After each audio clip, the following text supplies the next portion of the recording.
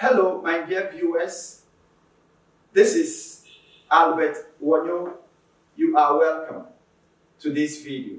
In this video, we're going to discuss paragraph development. Now, when it comes to writing, every piece of writing is organized into units of information.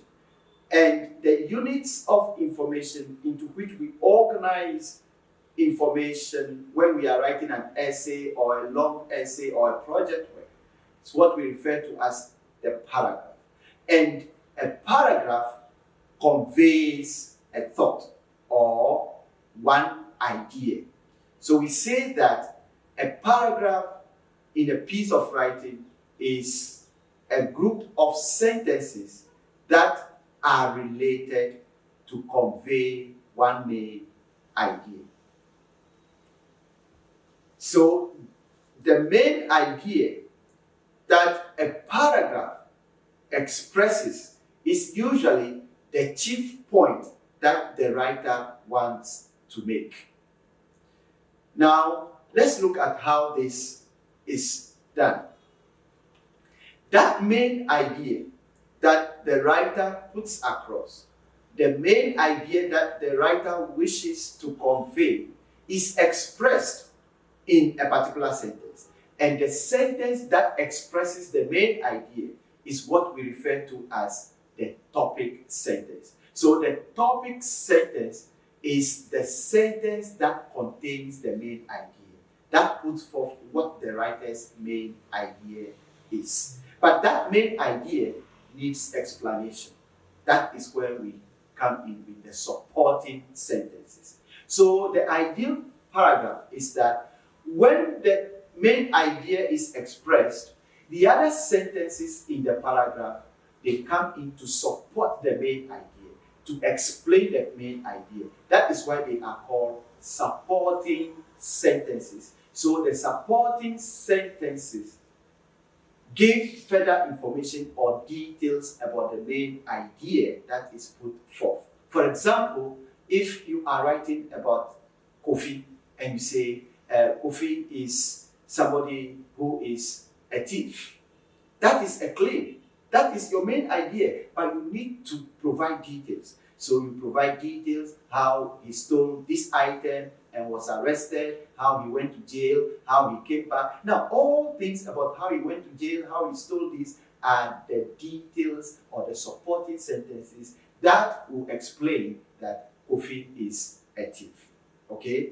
Then, after the details have been provided and you explain your topic sentence, then the last sentence usually closes the discussion. So we refer to it as the concluding sentence. That brings the paragraph to a close. Now, whatever we express as our main idea, which comes out as the topic sentence, is usually the first sentence. So the topic sentence or the main idea is usually given as the first sentence. But sometimes it may be in the middle of the paragraph. And when we say it is in the middle of the paragraph, what it simply means is that it is preceded by one or two sentences, which are introductory sentences. And these introductory sentences only introduce the topic sentence, right? Great. Then sometimes we can have the topic sentence as first, the supporting sentences follow, and then the concluding sentence is to re-emphasize. So it is repeated, the topic sentence is repeated as the concluding sentence, in other words. Then there is another way that you can write by providing all the supporting sentences. All the supporting sentences will come first. Then the topic sentence is placed at the end, as the last sentence. And we can also have instances where you provide all the supporting sentences, all the details, without indicating the topic sentence. In which case we say that the main idea is implied, but it is not explicitly stated in the text. Great. Now, let's look at the qualities or the principles that govern a good paragraph. There are three qualities three qualities of a good paragraph. And these are the completeness of a paragraph, or the adequacy of a paragraph, or the development of a paragraph. So we have paragraph completeness. Then the next quality of a paragraph is the unity of a paragraph. And the third quality is the coherence of a paragraph. Now, let's look at what we mean by the completeness of a paragraph. Now, completeness of a paragraph simply means that within a paragraph, when you are constructing your paragraph, you should provide enough information that will explain or support the main idea. And it simply means that you should provide enough illustrations or examples or figures or suggestions that will support or explain or clarify the point that you are making. For example, a student started a paragraph this way: there are 3 reasons why my parents like me. So if a student starts a paragraph that there are 3 reasons why my parents like me, then it means in that paragraph, the student has to provide the 3 reasons within the paragraph. Then we say that the paragraph is what? Complete. But if the student fails to provide the 3 reasons, then that paragraph is not complete. Now let's look at the unity of a paragraph. What do we mean by the unity? The unity of a paragraph simply means that all the sentences within a paragraph should contribute to the development of the main idea. All the sentences, they should all contribute. It means that they should all have one focus, and that focus is to explain the topic sentence. Then we say a paragraph is unified. Now, this also means that irrelevant information should not be included in that paragraph. But every piece of information in that paragraph should focus on what the main idea is. Then it is unified. Now, let's look at the coherence of a paragraph. Coherence here means that there should be links or connections, that the sentences within a paragraph should be connected. There should be links. So we refer to it as the holding together of all sentences within a piece of writing. And we have means by which we achieve coherence. Let's look at how we achieve coherence. These are some of the ways that we achieve coherence.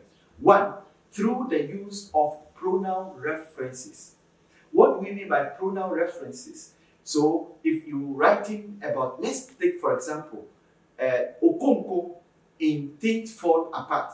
If your first sentence is Okonko is a very hard-working person, your next sentence, you are not likely to repeat Okonko. You say he. So he wakes up early in the morning. He works in the farm from morning till evening. And that pronoun, he, is referring to who? Okonko. That is an example of what? Pronoun reference. Okay? Then, another way that we achieve coherence is through intentional repetition of the keyword we are talking about. Let's take, for example, in the process of writing about Okonko as a very hard-working person, we say he has a friend, and his friend maybe sometimes helps him or they engage in conversation as they work together. And his friend is Obirika. Now, if you introduce his friend and how he helps him to work, now the next sentence, if you say he or you write he, then your readers will be confused as to whether you are still talking about Okonko or you are now talking about Obirika. So in such cases, you need to intentionally repeat Okonko for your readers to focus that you are still talking about who? Okonko. That is what we call intentional repetition of the keyword. Great. Then we also have the use of synonyms. You know, synonyms simply mean words that are similar in meaning. So even nouns, names of things, we can refer to them with different expressions or different names. And this helps to avoid that construction being monotonous or repetitive. So for example, you're talking about the cat, that the cat is a very wonderful animal. This creature, now when you start the next sentence as this creature is referring to what? The cat. right? But you've used a different name to refer to it. You get it? This creature is capable to jump from a very high height and land on the ground safely. It is able to catch a prey right on the spot. It is referring to what? The cat. So that is a pronoun reference. So this is how the sentences progress to link one sentence to the other till we get to the end of the paragraph and to achieve coherence in the entire piece of writing.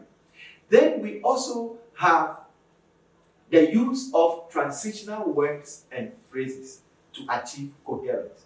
And these transitional words and phrases, they portray various senses, and they are things that you are used to. You are very familiar with them.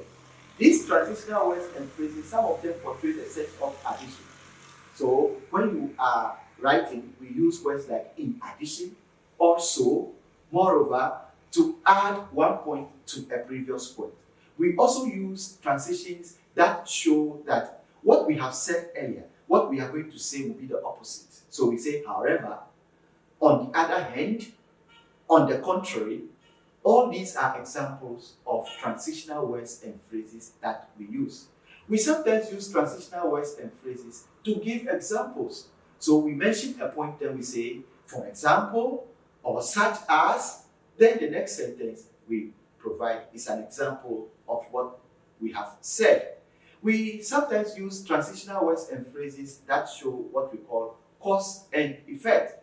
So we have things like consequently, or because, as a result. You get it? So if I start a sentence, for example, because Kwame did not study hard, you can even conclude because it will lead to something else, a cause and effect. So this is how we achieve coherence in a piece of writing, through various means.